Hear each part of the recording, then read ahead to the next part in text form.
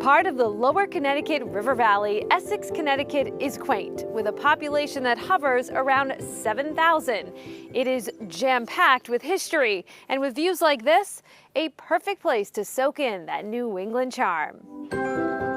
Today, the renovated former homes of sea captains hug a Main Street that feels a bit like a Norman Rockwellian stroll.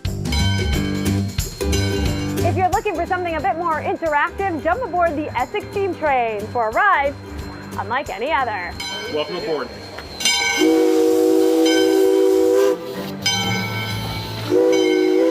You're going back to 1910, 1920 to see what it was like. This was the connection between Hartford and Fenwick Point. That's where the rich people all were able to take the train out to the point.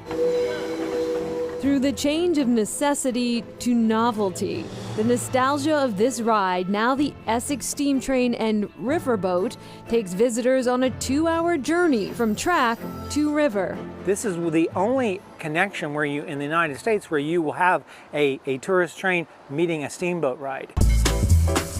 From stunning views of and on the Connecticut River Valley, it is a favorite location for Hollywood.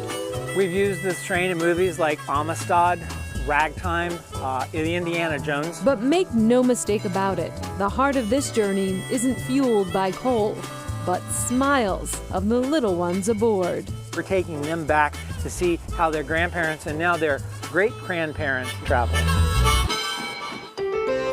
The charm of Main Street since 1776, the longest continuously open inn in the United States. Formally, it's the Griswold Inn, but if you've been here just one time, you forever after call it, affectionately, the Grizz. Home to 34 guest suites, no two are alike, but all of them will take you back in time, with 3 dining experiences, the tap room, once the town's schoolhouse. It is the original ceiling, and it's made of horsehair and clamshells. You'll find hearty fare from sea to land, like these scrumptious short ribs. On the walls, art that speaks to the area's steamboat history and relics of the past. Well, there is a musket in one of the cases. It's from the Revolutionary War, and there was a note found in the barrel of that musket from a father to a son. Take this my gun, do not handle it in fun, but join ye ranks of Washington and make ye British run. The newest dining room, an upscale nautical exploration of the taste buds. More than 50 wine selections, wine flights, and gourmet small meals.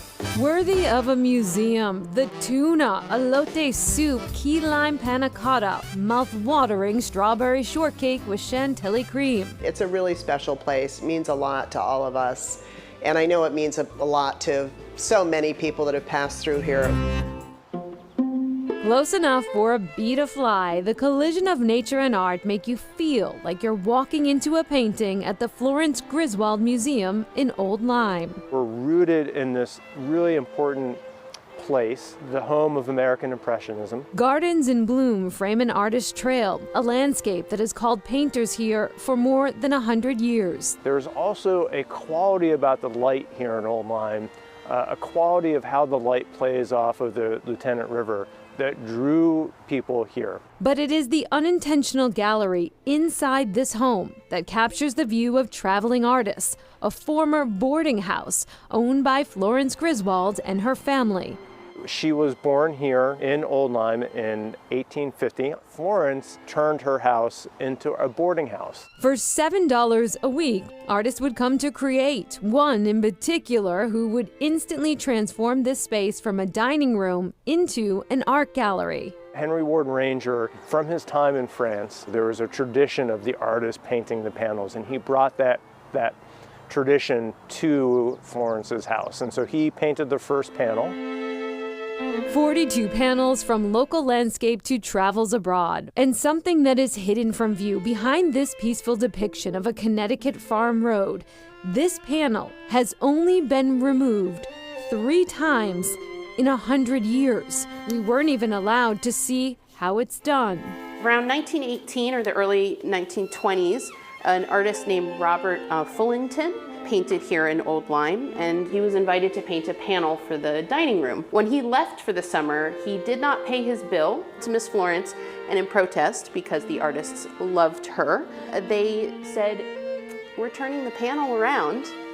And they invited artist William Chadwick to paint a local scene on the other side.